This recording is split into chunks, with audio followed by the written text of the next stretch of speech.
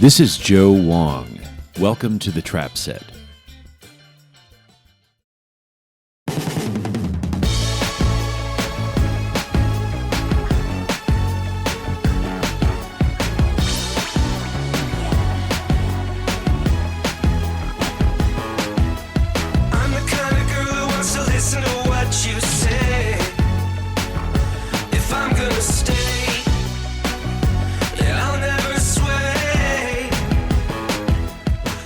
During this age of social distancing, we're recording remotely and releasing daily episodes. Today's guest is Sean Tillmann. Based in the Twin Cities, Sean is best known by his stage name, Har Mar Superstar. He's also half of the group Heartbones, who prematurely returned home from tour due to the pandemic. I met Sean when he played in my basement over 20 years ago, and it was great to catch up with him.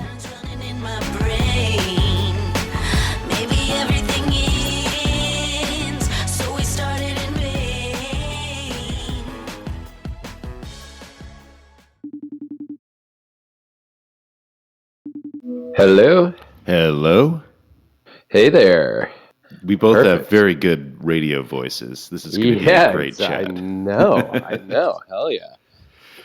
Well, Sean, I can't even remember the last time that we spoke. I think it must have been over 10 years ago. Yeah, I know. I feel like I used to see you all the time, and then that just stopped.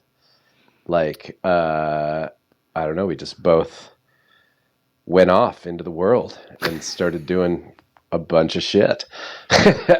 Well, let's talk about the first time we met. I was living at a punk rock house in Milwaukee. I was 18. This would have been, I think, in 1998 or early 99. And at the time, you had a project called Sean Na Na. Yes. Not to be confused with Sha Na Na. Yeah, I made that one easy to. And you played a show at my house with Adam and His Package, which was a guy from Philly, I believe. Yes, Adam Gorin. And then we all went out for Mexican food, and then we became fast friends. And I saw you around all the time after that. But that was before your Har Mar moniker came into existence.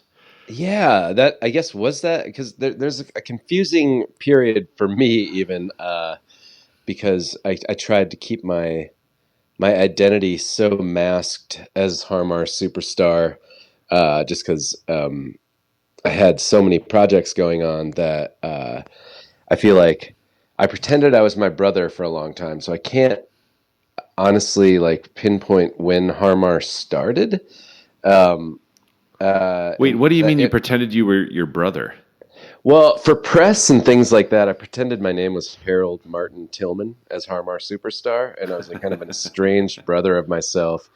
And, you know, it was like late 90s, so it was like a really easy time to fake something like that because nobody was really fact-checking or, you know, the internet was quite slow at that time. So, you know, even if you wanted to, there was nowhere to look.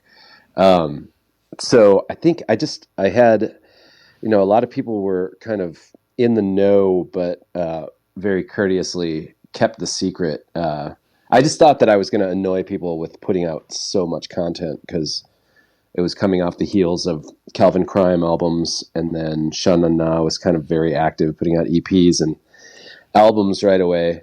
And then I just started going for it with Har Mar stuff too. So, and this like when you said Adam, I was assuming that it was the Har Mar Adam and His Package tour because we did that split single where we both did versions of the song Shopping Spree.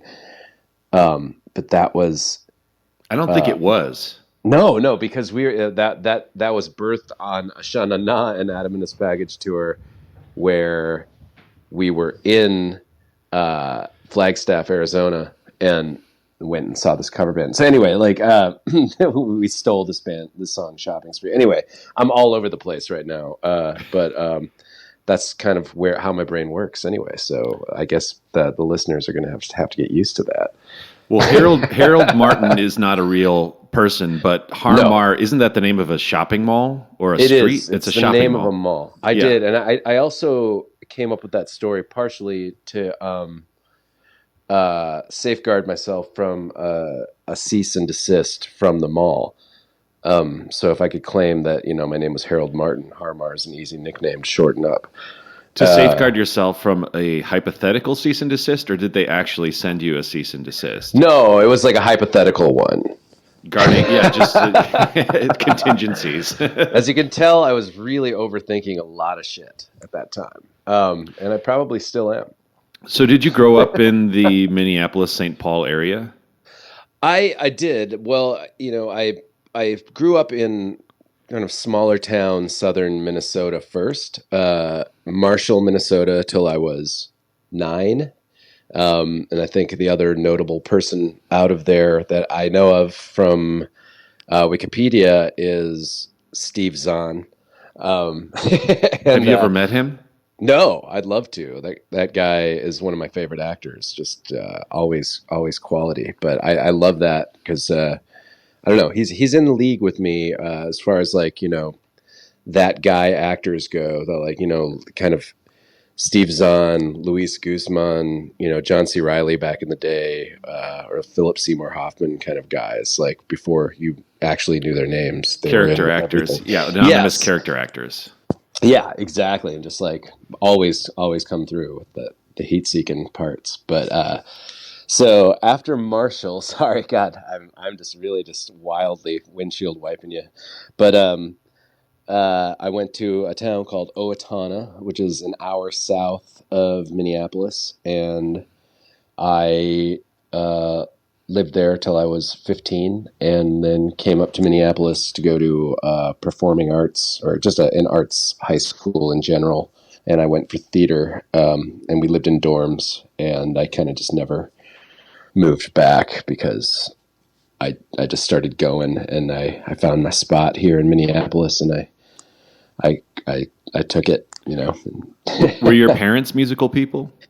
Yeah. In the way that they always fostered, us taking piano lessons from a very young age. My dad played organ in the church choir, and conducted the choir. And my mom could always play, and was kind of like the silent killer on piano. Like it'd be like one of those things where I hadn't seen her touch the keyboard for, I don't know, years, and I'd be kind of more in advanced piano lesson phases, like maybe 8th grade at that point. I started when I was about 5, learning some sort of piece that was just stumping me, and I was never really good at sight reading. And my mom would be like, what's the problem? And sit down and just destroy the piece, play it perfectly, and be like, what the fuck? Where did that come from? So that was always kind of like a highly entertaining feature that she had. But my dad directed plays, and they weren't really pop music people at all. My mom had a bit of a record collection, with like Simon and Garfunkel and Joan Baez and that kind of stuff. Boomer standards. Yeah, I guess so. Yeah, kind of boomer standards.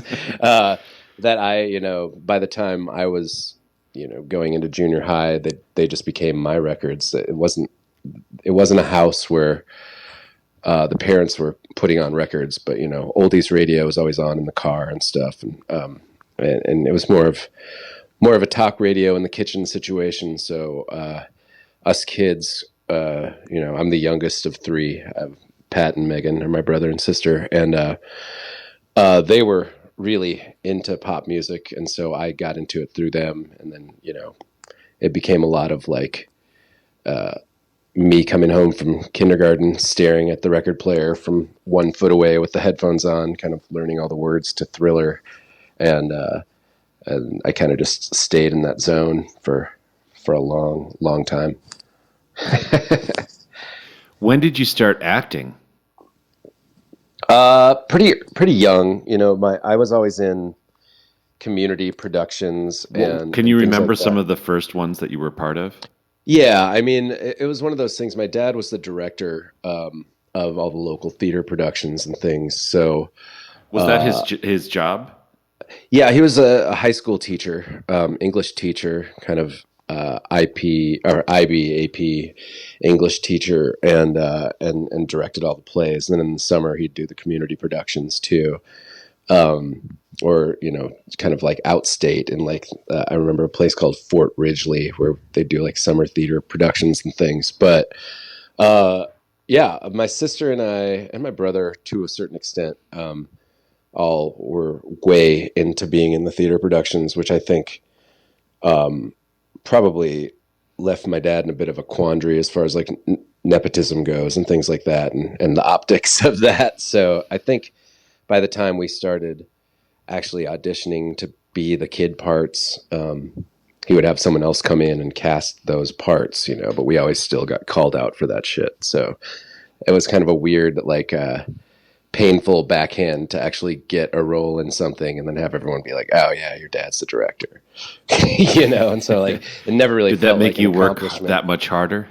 Yeah, it kind of, well, it made me more like that much more like fuck you kind of, but so I guess in a way, yeah, it did make me work a lot harder and kind of like want to get out of my situations and into something bigger constantly. I think that it was like an early fire under my ass, but it wasn't, I had my, Megan is a few years older than me, and she would, there was a production of Annie that she played Annie in. And so she got it a lot worse than I did, or like, in The Wizard of Oz, she was Dorothy. So, it was, she had to deal with some real bullshit, and like, so watching her deal with it kind of gracefully and giving me advice by the time it would happen to me, helped me a lot. But my early parts that people were angry about me getting were like, Mayor of the Munchkins,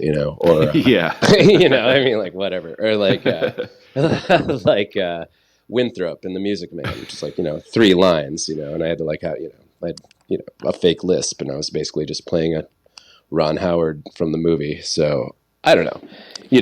I was always so into it though, just like being around the high school age kids and learning about like records from them. And I remember this guy named Jason Gullickson was like way into Styx and played the drums, and I thought he was so fucking cool. He probably was. Yeah, he was. I actually reconnected with him a few years ago in Boston, and it was great to see him. But yeah, it's just funny, like those kind of like relationships you have as a kid that are so wildly blown out of proportion or just wrong and not set in reality, but are so fantastic and key to your development, Yeah, and also not even necessarily the stuff that's blown out of proportion, but things when you experience them the first time tend to be more intense. Oh yeah, totally. Like somebody giving you the keys to the drum set, Exactly. Like, imagine that first time you were allowed to bang. I can still remember it. Yeah. It's mind blowing, and you're having someone who's basically an adult like tell you, hey, hit these really loud things as much as you can. Someday it'll sound pretty cool if you just keep doing it. I was also in community theater as a kid, and I can remember my first production was like a 1986, probably 80% white production of The Wiz in Wisconsin. Whoa!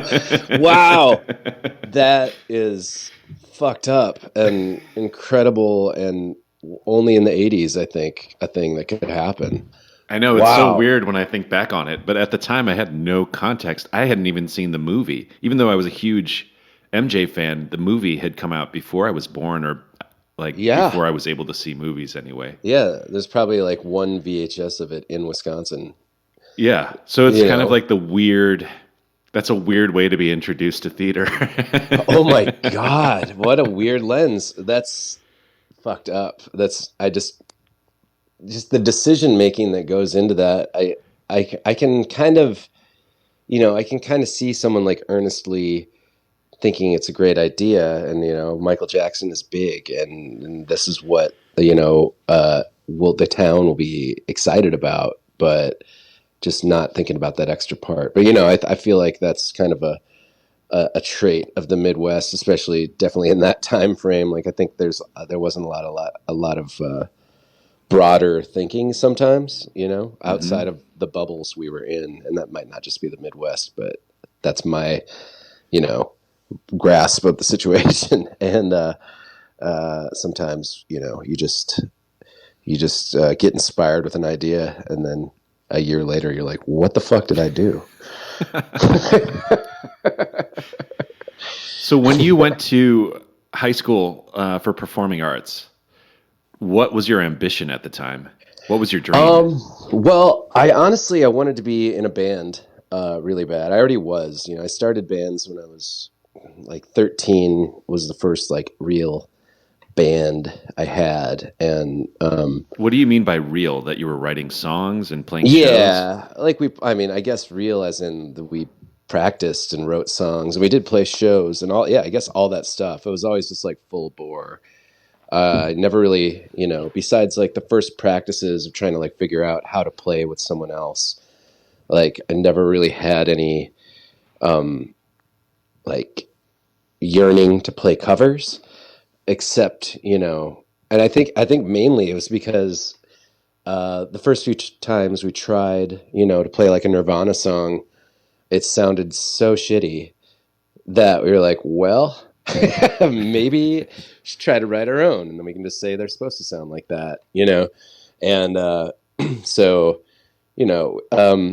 Owatonna was just far enough away from Minneapolis where the scene was actually incredible and creative and our own thing, because we were just far enough away to like not have the access to what was really, really cool. Or, you'd have a friend who was 16 and was going up to the cities, and you would be like, begging them to get you the new Sebadoh CD while they were at Northern Lights or whatever, and bring you back some whippets too. So, it was like a little bit limited in a way. It's kind of like, I don't know. It was like a beautiful kind of like Son of Rambo version of a music scene, like how those kids in the movie made their own warped version of Rambo. I feel like we made our own warped version of what a punk rock scene would be.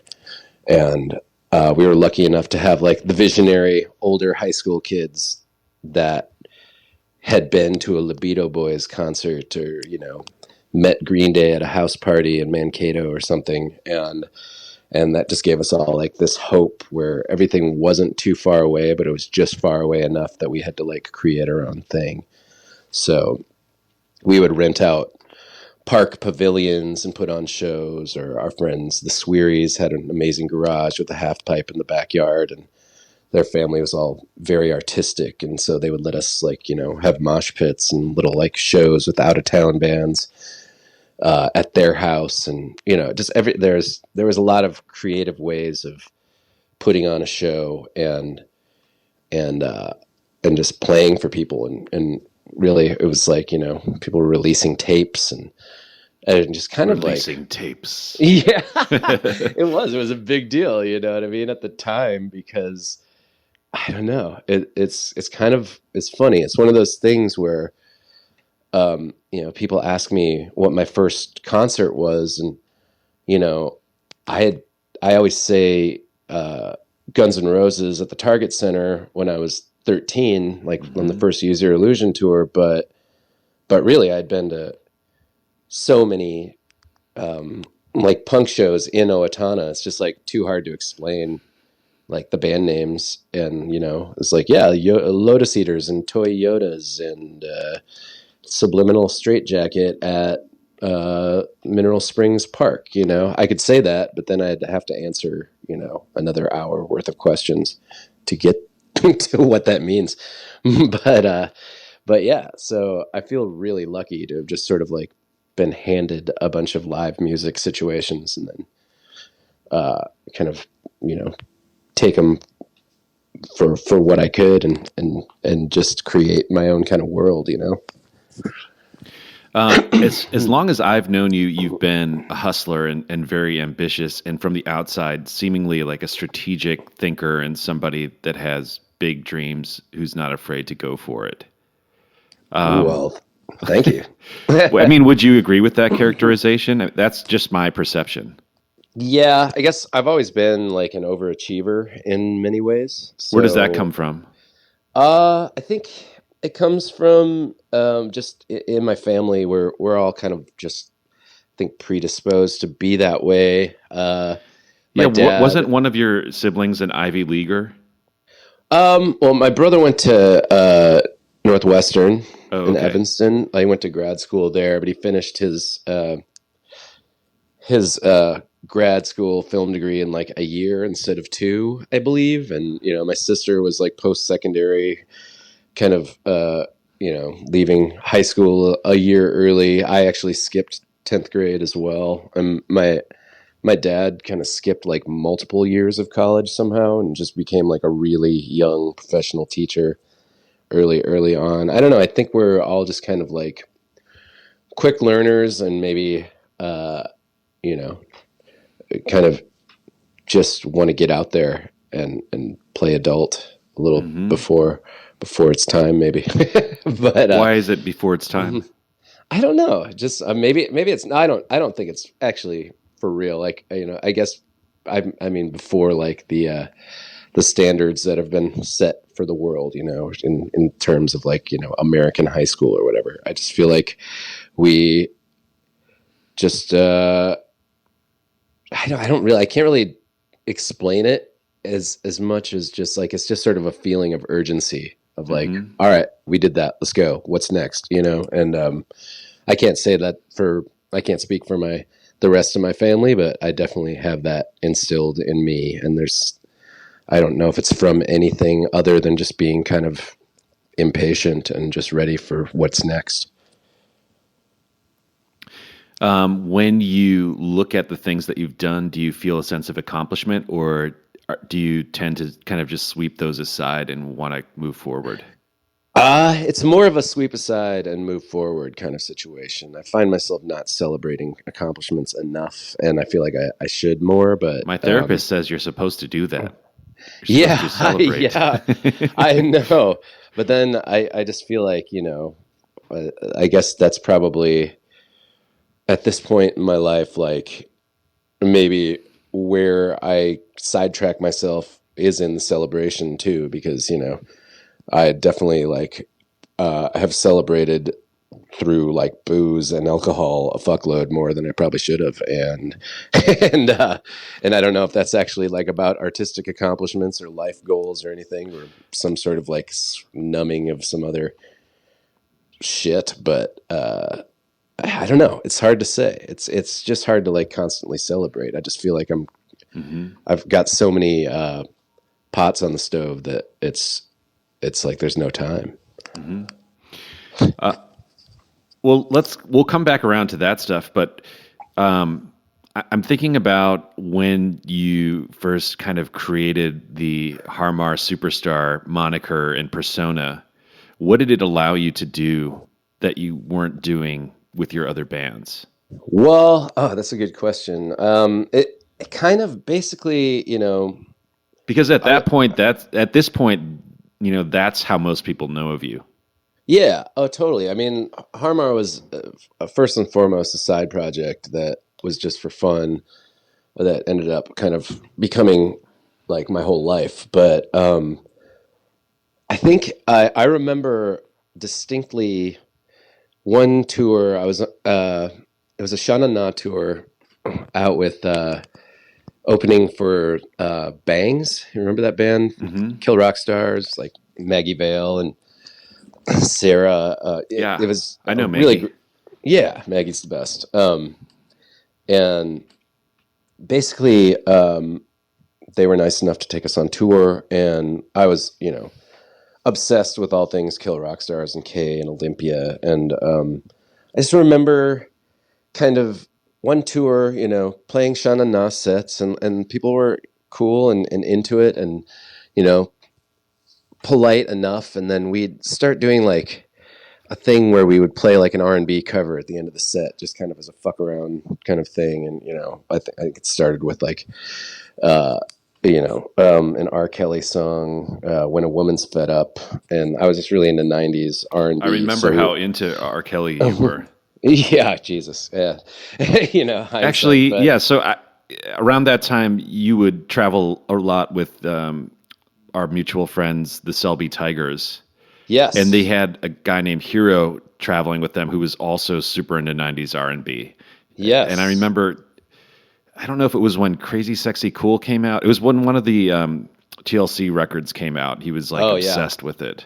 I was probably, I can't remember the name of the album, the The one one with after that, No probably. Scrubs and Yeah, Silly yeah, yeah. Ho. Yeah, yeah. But yeah, so we were listening to that a lot in the car. And that's the point. It was me and Lucky Jeremy and Ben Webster playing drums, and so we would just do these like covers at the end of the set, and I would drop the guitar and I would kind of just like full on go frontman mode while it was just keyboard and drum kind of backing track, and that's when the audience would really come alive and just be like, oh man, that was like when the set would just live and rule. And then we'd go to the after party and all of us would be jumping off of a couch dancing to No Scrubs, or like Aaliyah was new at the time, and that's like when you know you would really like connect, and or like all the women in the room would be like, yeah, like what I mean, it was just like this kind of like feeling where you're like, why can't I make music that makes a room feel like this? And it just kind of like dawned on me that maybe I could. And so I knew my friend Howard Hamilton was making beats in his bedroom at the time, as he had a project called Busy Signals that put out a few really good, like early kind of like bedroom electro pop records. And Suck Patch just like come out here and got signed to Grand Royal. And there's just like this whole like kind of weird bedroom beats culture starting. And I met Amanda Warner, who is now MNDR, and a bunch of people were just like getting into like this like electronic beat making thing, and it really like opened up a whole new world for me. So I was just sort of like writing songs to this whole different like skill set that I had no idea about, and I just kind of found my voice within like this super pop music that I was already way into and loving, and it just sort of became my main outlet. Cash, cash, easy pass. I'm gonna ride that tunnel till the baby's hatch and keep it locked down. Throw away the key. The mission is to find the hypest party. I'm singing cash, cash, easy pass. I'm gonna ride that tunnel till the baby's hatch and keep it locked down. Throw away the key. My second home is known as New York City. With your limp leg, you're trailing behind me. I jumped the turnstile, you had to pay the fee. Yeah, I think about the indie scene that you were a part of, that we were both part of at the time. And it seemed like there was this attitude, implicit attitude, that you shouldn't try too hard or let on like you're trying too hard. And the music that you started making as Har Mar was embracing the kind of bravado that was counter to that attitude. And maybe that's partially what people were responding to. Plus, like, the covers that you were doing were great songs. Yeah, I think it was, it was a thing, like it was kind of right in the middle of everything changing. I remember, just sort of, it was kind of at the same time I started touring. I was meeting, I'd stay with the Shins in Albuquerque when they all still lived there, and the scene was all still kind of shaping up, and they were just getting signed to Sub Pop, and I was always like the one who was like, hey, maybe you should like professionally mix this record, and like, and maybe like, and like, they'd be like, nah, we're fine. And then, that first album comes out and it's like a masterpiece that they did not need to change a thing to. And I was not always right, obviously, but I remember in their case, I bring them up because they did a McDonald's commercial, and I think, people started to turn on them as they were starting to get bigger, because of this whole like sellout philosophy. And I was always of the minds like, now fuck you, man. Like McDonald's owes me $10,000 for sure. Personally, if they offered it to me, I would take it. And I think it's more punk to take it and spend it on whatever you want instead of just letting some other, chump come along and take it anyway. So, I also think that whole sellout philosophy is grounded in a place of privilege where people are assuming that someone has the luxury of not taking the money.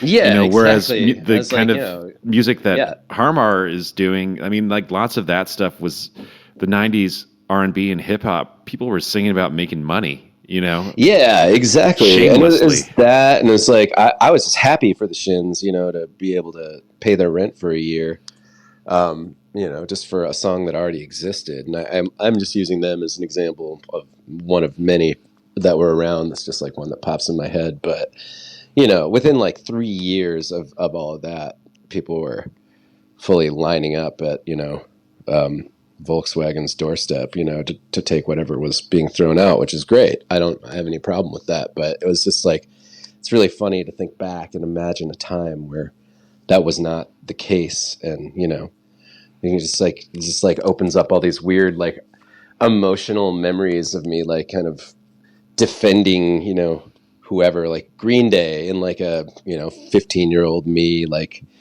art school dorm situation, being like, you love Green Day. Why would you be so mad that they're selling millions of copies of albums, like as opposed to the one you liked better 2 years ago? They are artists that we all love. Aren't you happy that they don't have to do shit ever again? Or if they do, if they play their cards right, like they may live a happy life and be rewarded for the cool song they wrote, And I think, that it was such a weird time because people were not that way. But also, you get into those arguments a lot more when you still live with your parents. Right. Because otherwise you're too busy working. Yeah.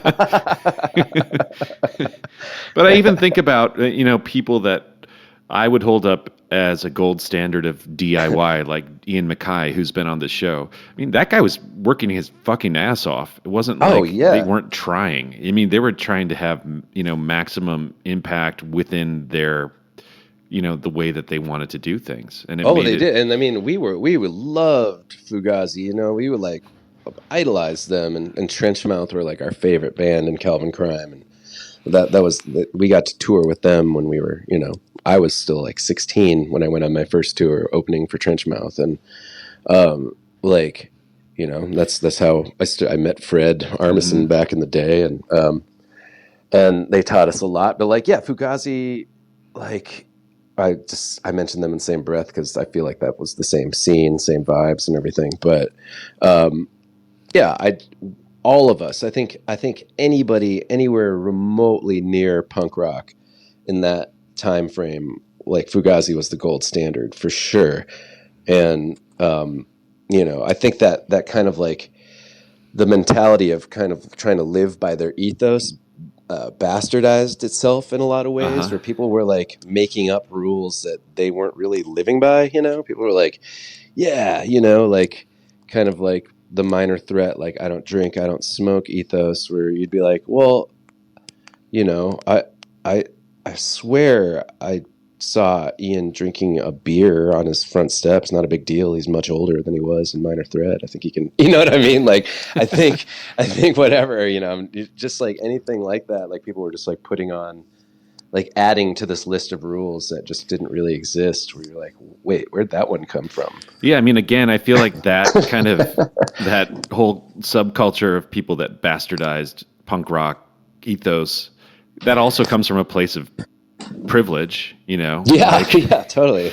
Because we won't play for more than $5. But it's right. like, well, I get because it, your but parents it's also, are paying your rent, or and it's also 15 years later, and shit costs a lot more, And the only reason Fugazi could do that, they were like traveling around with their own sound system and stuff, right? I feel like they had like some sort of like real like system in place that just like made sense. So instead of renting the venue's PA and like the staff to run it, maybe I'm bastardizing their whole story right now by making shit up, but I feel like they were much smarter than Ian and Brendan. Yeah, exactly. And Ian is on the other line, actually waiting to. Actually, you're fucking wrong. You're fucking wrong. I'm not drinking a beer. But it's just one of those things where, like, I think we all wanted to be Fugazi, but we had none of the wisdom or experience that those amazingly smart adults had, and we just had a bunch of like attitude and wanted to look cool, basically. Well, the other thing I'll say is that people that ran Discord were incredible business people. I mean, even if you wouldn't think of it as a business, it is. I mean, totally. It's everything from the logo to the distribution model. Everything. It's brilliant, and it required tons of work. Yeah. Anyway, and that trickles down into like DeSoto and like the Jawbox scene. And you know what I mean? Like all everything, of it, yeah. like kind of like just like everybody was smart and actually super approachable. You know, if you found a way to like kind of, have a conversation with any one of those people that were like somebody you looked up to, they would guide you and not like turn you away. You know what I mean? I remember speaking of DeSoto, I remember calling Kim a few times asking for advice, and I didn't know her at all. Like I just got a number somehow. Yeah, I did that too. I was sure she had a million of us like little fanboys that were just earnestly like, Kim, what do we do? And she had the patience and the wherewithal to just be fucking cool. I hit up every label every time I recorded any song, I feel like. And those people to this day are saints for not just calling me an asshole and turning me to the dark side by just shunning me immediately. It's interesting, though, that you also had you had no qualms about taking that initiative and putting yourself out there. Did you? Yeah, have you always felt like what you were making is good and worthy? I don't know. Honestly, like, I don't know if it's that as much as like, well, I'm going to be on tour. I'm going to have to do this. So someone's going to have to put out this record, or what the fuck is the point? And so it'd be like, I've already done this much work. And even it was like before I felt like I was even that good, like I kind of, I think that I just have in my, somewhere inside of me is a sort of like a take the jump and figure it out later sort of mentality. So it's like, I guess it's the same kind of concept as, moving to LA and being like, I'm going to be a producer. There's no school for that. You just sort of like figure it out and produce some shit. And then you're like, all right, I've got the contacts and I can just do this now. Yeah. And you have to call yourself a producer first. Yeah, exactly. Which is a big deal. Yeah. Taking that step, and it's a matter of how you regard yourself. Yeah, exactly. So I guess I always saw myself as like one of the team, or like a helpful member of whatever world I wanted to be in before I maybe actually was, but I could always take a cue and run with the ball, whatever it was, and nothing was like too crazy for me, So I remember one of the last times I saw you, I was living in Boston and you were playing a show. I think it might have been right when Har Mar had started, but you hadn't really taken off yet. And yeah. I seem to remember that you were thinking about going back to college at Brown. Is that right? Oh, yeah. There was a point where I was like, I'm going to Brown. So you weren't sure, like maybe at that point you were thinking, oh, maybe I don't want to be, a professional musician anymore or something. Yeah, there have been many of those points in my career. The wheel goes round and around, but I don't know. I think at many different points, I've tried to figure out where I fit and what, what's realistic and what I can do. And something always pulls me back into the artist side. There was a point where I was going to be a booking agent, and I distinctly remember I was working in the Southern Records shipping room when I lived in Chicago for a brief, like a year or something, when I was 20. And I remember someone from Cranky calling in being like, oh, we have this band called Godspeed You Black Emperor. They need a booking agent. And I was like, I'll do it.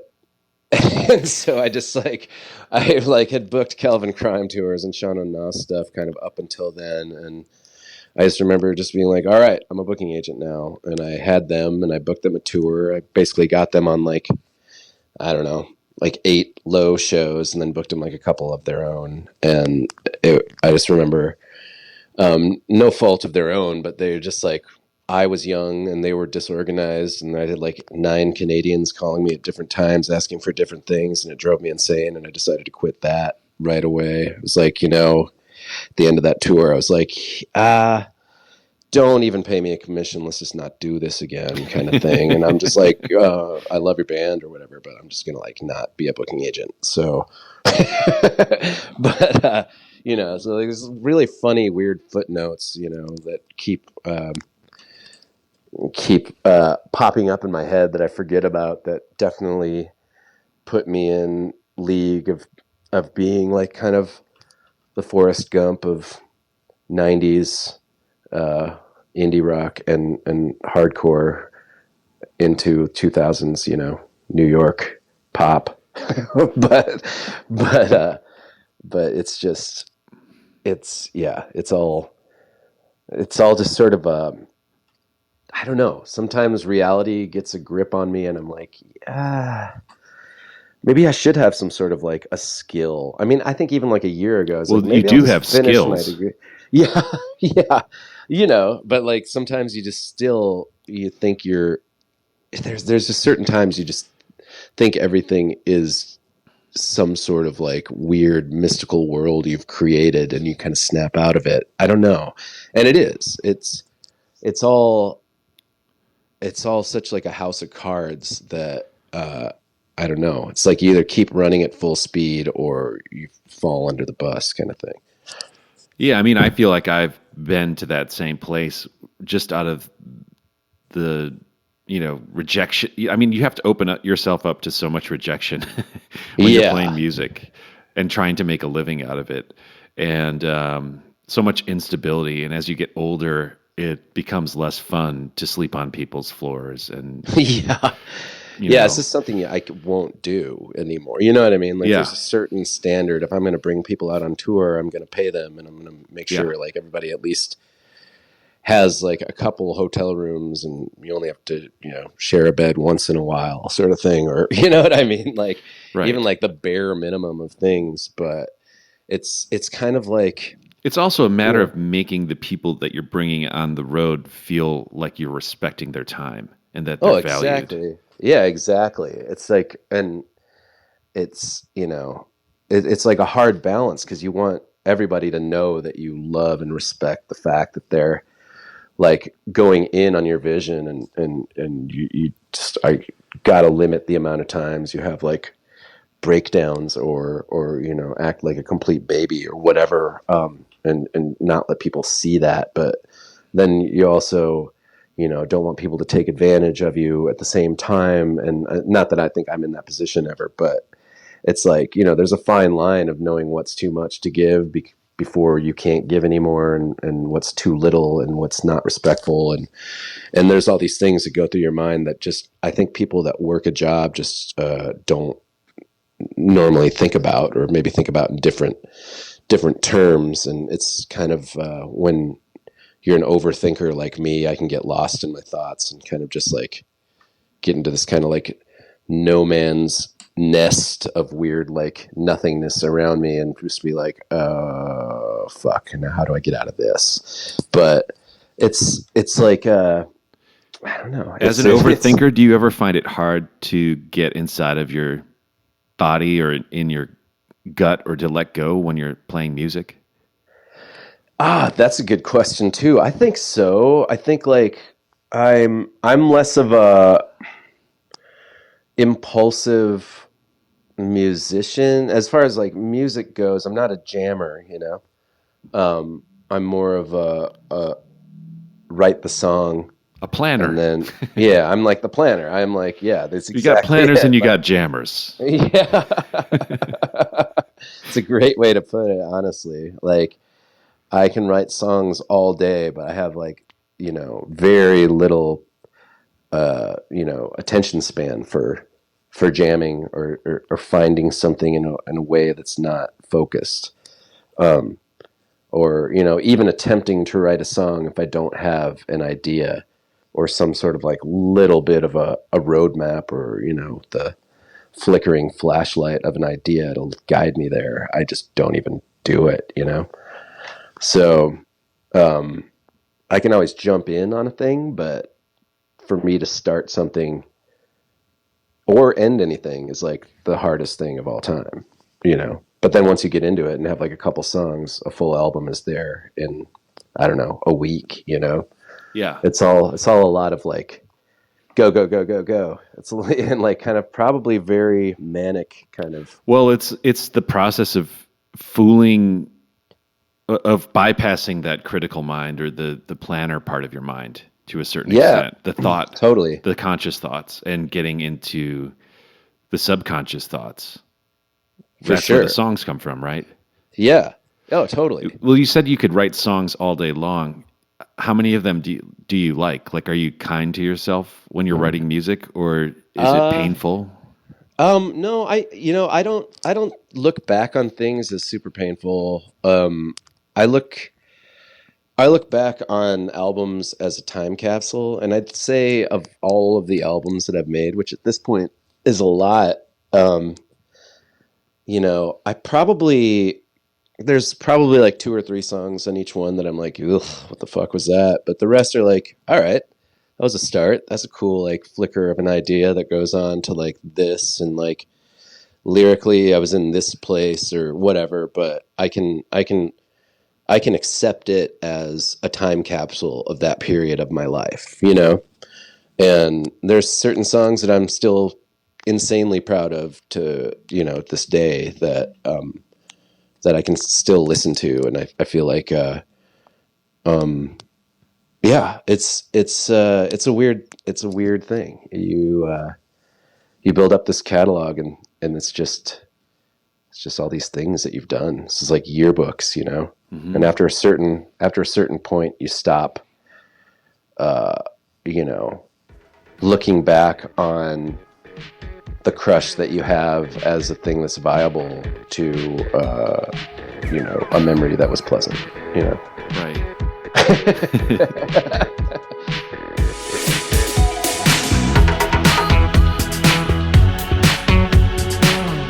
She says she wants to be my girl, but only in a part-time world.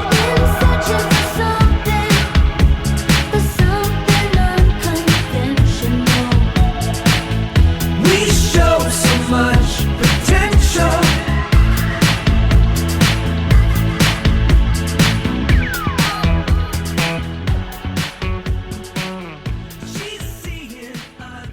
I was talking about seeing Har Mar for the first time, and then I think I lost touch with you for a few years. And in the intervening time, Har Mar kind of became a force, and I started seeing people referring to it, and actually I remember I helped shoot a music video with Sarah Price for your song Easy Pass. Yes. And then you started showing up in Hollywood movies. And then I saw you a few years later. I can't remember exactly what show it was, but I saw you after the show and asked what you'd been up to. And you're like, well, I've just been in my apartment with the shades drawn doing lots of cocaine. Oh my God. I can remember that really clearly because it was so dark. Oh my God. So can you tell me, like, what? Oh my God. How did you get from point A to point B? Well, I feel like there was a point where the construct of Har Mar was so kind of a different version of punk than people had seen, because I really just didn't give a fuck, and I was really confrontational with the audience, and it was just me and a mini disc player, so I was like the perfect opener for anybody. I didn't have to nobody had to touch their gear if I was opening the show. Just maybe have to move their pedal board so I didn't step on them, but I could definitely get a crowd going, either if they were super angry or into it, and I would kind of play it up either way it was going. And I think people liked the danger of that, and just like the fact that, you know, I'm kind of just one of them and one of the team, but like on stage I could just go either way, like big and bad or big and loving. And I think kind of just trapping myself in that. There was a lot of like, you know, the Strokes took me out on tour, and, you know, I had like a huge like audience turn on me in Jackson, Mississippi, where like, you know, at the end of the set I was like bruised and battered with like $100 worth of change hitting me on the stage, and like bloody tampons and shoes and people's cell phone batteries and shit, and was just like, oh, this is fucking dark. This whole arena full of people just hated me. And I think like shortly after that I got arrested for public lewdness on stage in Oklahoma City because the crowd wasn't ready for it when I was opening for Incubus. and you know, it was just like this series of events where I was just like, oh my God, I'm like becoming like this fucking like, I don't know what I am, just like this fucking outlaw, kind of like living like these weird like Jim Morrison, Lenny Bruce kind of fantasies, and I don't even know what I am anymore. And I think, I don't know, I think I just... Did you feel like you were expressing yourself artistically sufficiently at that point, or did it feel like the construct of the persona was overshadowing what you were trying to do? I feel like, you know, stripping down my underwear was like kind of overshadowing everything else, and people were just kind of expecting this like this thing, you know, somebody would bring me out on tour and I was expected to do that, and I kind of didn't want to let them down, and then I didn't want to like let the audience down, but if I did, I would kind of like go into hyper artist mode and kind of like play it up like I was loving the fact, like, you know, pro wrestling style, kind of like working the audience in the other way. And then, you know, when I'd get off stage, a lot of the time it wouldn't, you know, sit with me in a way that was, you know, positive in any way, or like I didn't take anything away from it that was cool besides the fact like you weren't being recognized for who you were. Yeah. I feel like, like, you know, the fact that like I can actually sing and I can write these songs wasn't really being recognized. So that's why I kind of like went into that. Like I lived in London for about a year, and I don't know, I think it just got really dark when I was doing this residency in Ibiza, like going there every week for summer. Yeah, and it just was dark, and I kind of just got real druggy, and by the time I moved to LA, you know, I was hanging out kind of in a comedy scene that I think was a lot darker, you know, 15 years ago than maybe it even is now, and it's just a classic thing, but like, you know, it's just like, it's you against the world, and I think that's why I identified with these people, you know, that are like, I identify with stand-up comedians because they definitely do have the same experiences. I felt a little luckier because I could hide behind a song if I needed to, but in essence, we were kind of doing the same thing, and I feel like you know, a lot of people I met were in that same vein, and you know, I think I just slipped into the same kind of traps and pitfalls that a lot of them did, just like, you know, not having a lot to do, kind of living in LA, waiting for something to come through that, you know, managers and agents that, you know, since I don't work with like anymore, are telling you are going to happen. And so you're just sort of like waiting, and you're ashamed to get a job because then that means you're a failure.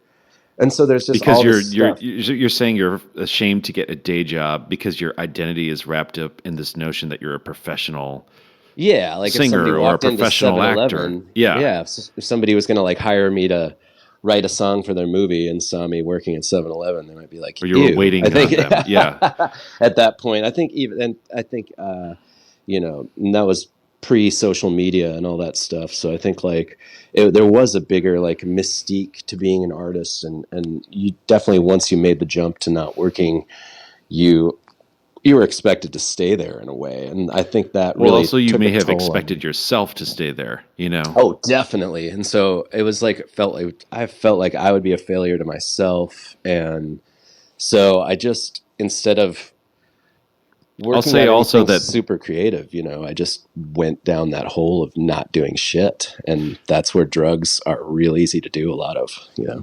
Yeah, I mean, what you're talking about is this notion of outsourcing your creative agency. As somebody who grew up doing a lot for himself, you're trying to work in Hollywood where you're dependent on other people to get anything started. And I can really relate to that because when I first moved out to LA to score movies and shows, I'd worked a fair amount before that, but it's really expensive here, and I was barely getting enough work to make ends meet, and then things would start, and then production would stop, and I wouldn't have anything to do, and it drives you nuts because you want to make stuff, and then when you realize that this industry is built on that kind of the insecurities that are inherent among most sensitive, creative people. Those are that's like fuel for the industry. Well, yeah, and that's why I started the podcast, because then I was like, I can make something every week and talk to other people that have gone through this, and then I can have my own little community around it, and I didn't even care if anybody listened or not. I mean, it's great that people do, but it was just a way to keep myself sane. It's literally the ladder that pulled me out from a really dark time. Oh, totally. And it's just like good to have a project that you have to do, Yeah. And I just feel like there's a point, and I was like in my late 20s, and that's just a time where, you're really proud, but you're not really like that adept in life. And I feel like everything was catching up to me, and I was like, you know what? I don't know what to do. I'm just like waiting around for people, and I'm friends with all like the coolest people I could ever like dream to know, but I'm not doing anything anymore, and I gotta shake it up, And right. So it's just like it's a weird place to be. I mean, I also kind of like thrived off that like kind of immortalizing myself, or kind of playing a character in a way, and being wanting like to be famous. Wanting to be wanting to be like that famous like Hollywood rocker druggy guy, you know what I mean? Like for lack of a better term, or whatever it was, or just like the aloof I can party all night because what else am I gonna fucking do? Nihilistic kind of thing. Just sort of which seems so at odds with your kind of your inherent makeup. Yeah, yeah. So I was kind of like, tried to rewire myself in a way that just didn't work, and obviously imploded. As a protection, right? Like, because then you can't be heartbroken by people passing you by, or not getting an audition or whatever if you don't care. Exactly. I was just building in some sort of like self-defense mechanism that just was insanely stupid, and then you like kind of like step back and look, but it's also a thing that like I had a lot of great experiences within that time. It wasn't like all super dark, and I had friends there to guide me, and if I was going too dark, they'd be like, yo, this is not you, and I'd be like, you're right, and shit just like got to a fever pitch of like spectacle and all that stuff that I didn't need to do anymore, that I feel like I luckily came out the other side like a better person for it, and just sort of like kind of scared myself straight, and over the years I've like slowed down, and then a year ago I just completely stopped drinking, and that like fixed so many of my problems that I just like could not even believe.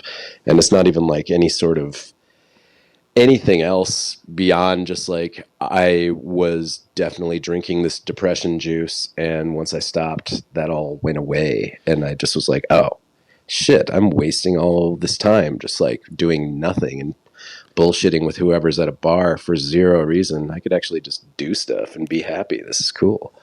Well, what made you decide to stop drinking? I think I was getting scared. I was getting scared of like just once in a while I'd have these blackouts where, I don't think anything that crazy happened, but you know what I mean? Like you're just like you just wake up and you don't know exactly how you got home, or I just felt like I was in a bad mood the next day. You know what I mean? Like, I didn't want to be like the guy apologizing for like the crabby email like 2 hours later, for no other reason than the fact that I was up drinking till like 6 a.m, like listening to these demos that I can't remember. And like, it's just like little things. I just felt like I was being an irresponsible person, and the world is changing in a way that I don't want to be lumped into that. I want to be kind of like a together, helpful person. And if I'm not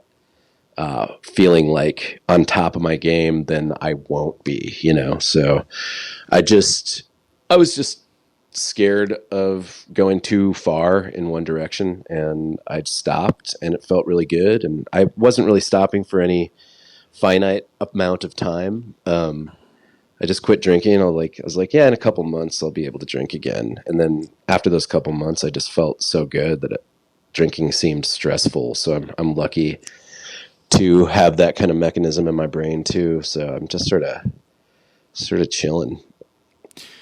What have you learned about yourself with this newfound clarity?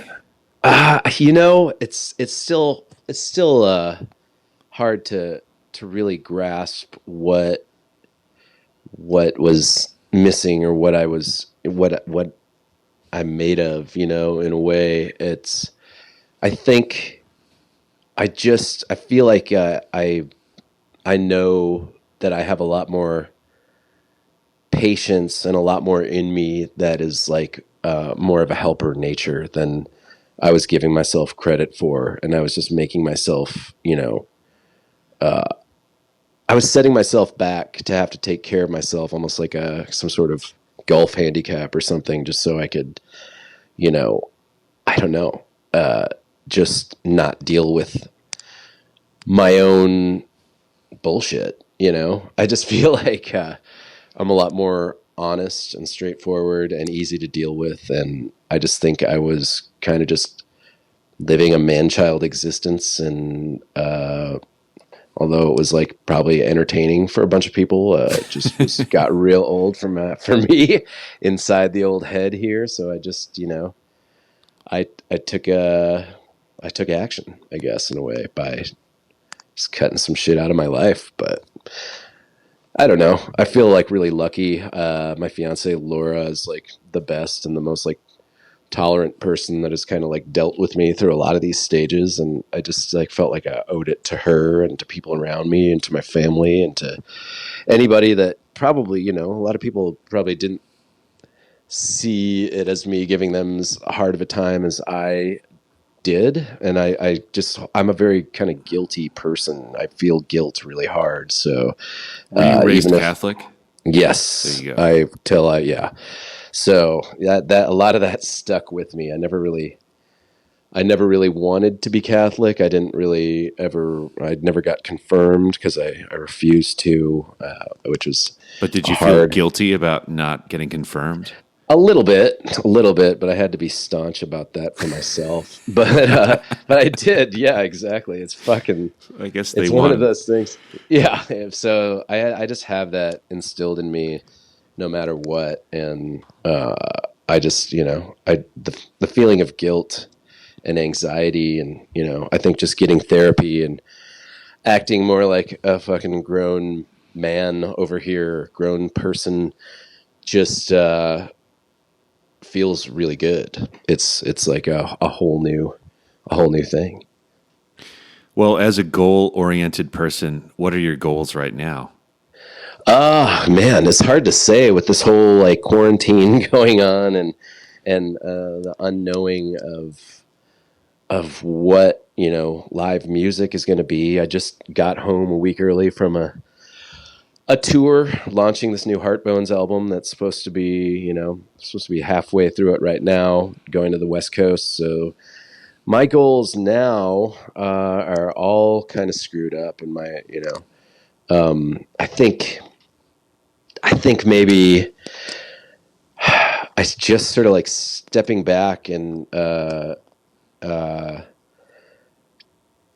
to help out my community here in Minneapolis and kind of beyond that in scope, just kind of get back on its feet is a huge thing for me.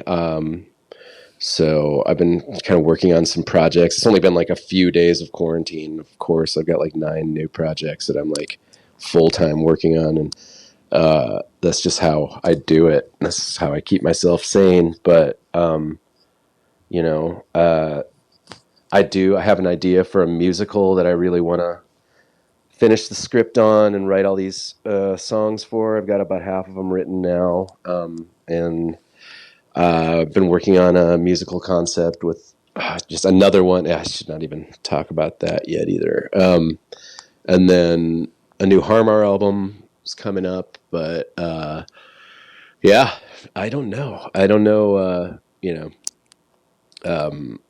By the time this is released, I'll have launched this kind of this fledgling idea we just came up with a couple days ago called Coloring Books for a Cause, where well, this is coming out in like an hour. Oh, it is? Yeah, we're doing daily right now for the coronavirus. Yeah. Oh, cool. Sweet. Yeah. Okay. Well, so you better hurry up.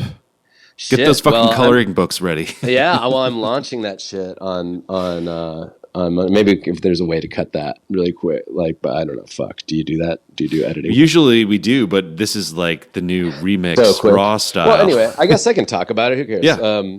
All right, so people are going to listen to this whenever they listen to it. We're actually launching it on Tuesday or Wednesday. It's like a fledgling idea. Laura, my fiance, was basically kind of offering to draw these thank you cards for people that buy like local records, and if you show a receipt of something you bought from someone from Minneapolis, she would draw you a thank you card of that artist and send it to you. And it was kind of getting out of hand how many people were like requesting these things and helping out. And we decided that it would be cool to involve a couple more artists and make a coloring book.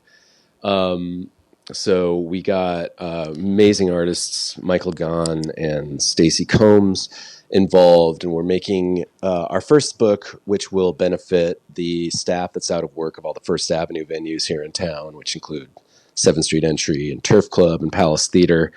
And we're just gonna basically kind of try to hustle these books through mail order for people that are trapped inside with their kids or themselves and need like some activities to do.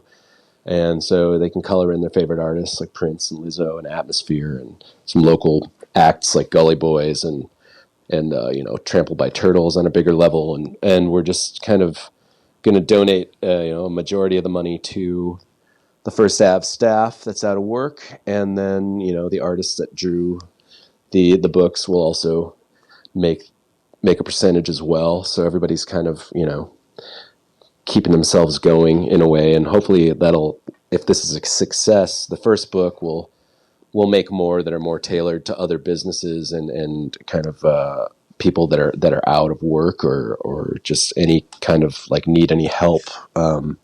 So that's kind of like what I've been working on since I got home, and it's feeling really good. And I think a lot of times I go whole hog on these ideas, and then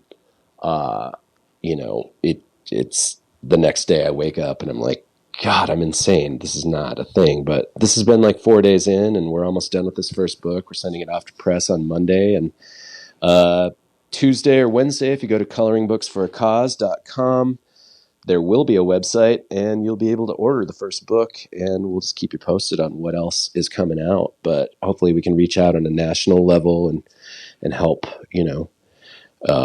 get some people back on their feet. Even, I think any little amount will help. And I think, the scope of this could be pretty big if we do it right. So that's great. Well, I think that's a good place to end it. It's been so good to catch up with you. Is there anything else you wanted to talk about? I don't know. I feel good. I feel like, if you can check out Heartbones, my new album we put out, my new band, we put out an album called Hot Dish. It's a bunch of songs I wrote with Sabrina Ellis. We are both like 50-50 full-on partners in this project, which feels really good. And I think we're onto something cool. It's like kind of a fun, dancey synth pop project. And, you know, in times of global pandemic, if you're feeling like hopeless or the world is shutting down around you, just make the pivot to becoming a coloring book publisher and shit will be fine. Well, thanks for doing this, Sean. Yeah, thank you, Joe. It was a pleasure.